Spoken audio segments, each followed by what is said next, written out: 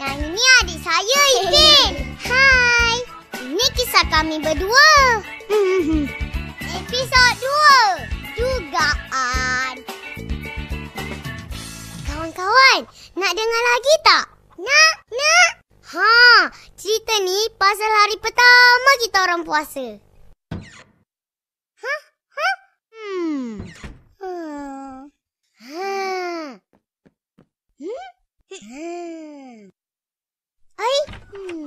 Kak Ros, sarapan tak ada ke?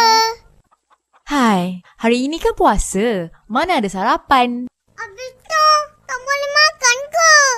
Iyalah, kenalah tunggu waktu berbuka. Tak apalah, kita pergi main dululah. Jangan main kat tengah panas tau. Tahulah Kak, ingat kita orang ni budak kecil ke?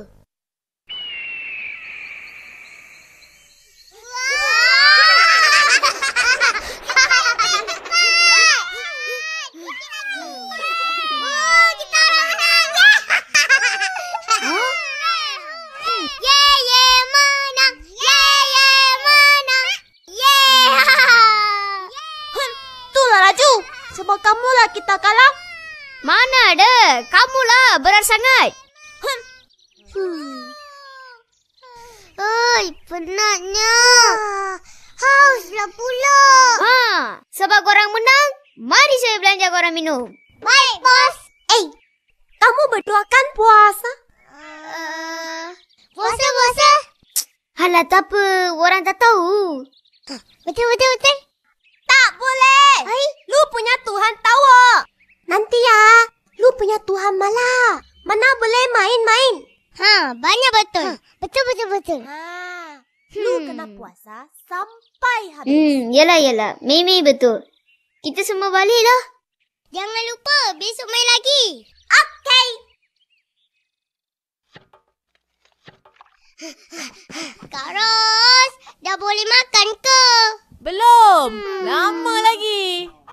Habis tu Kak, nak buat apa lagi? Dah lapar ni. Haus. Akak ada beli buku baru. Ada atas meja tu. Buku baru?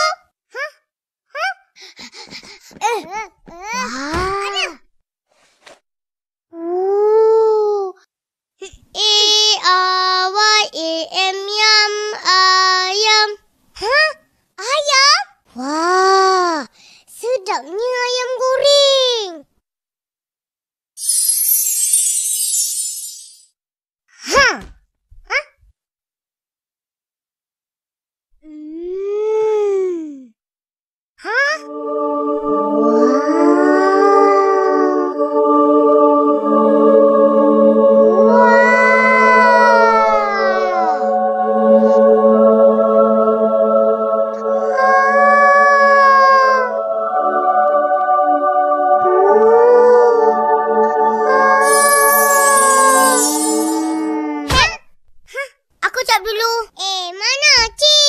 Acik kat India lah. J-U-S. Jus. Jus oren. Aku punya. Apa tu? Aku nak tengok. Tak boleh. Kedekat betul lah. Alah, kau dah dapat yang goreng. Dah lah,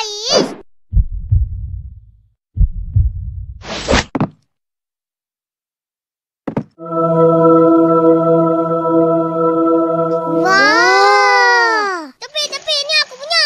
Mana ada? Aku dapat dulu. Ipin, jangan gaduh.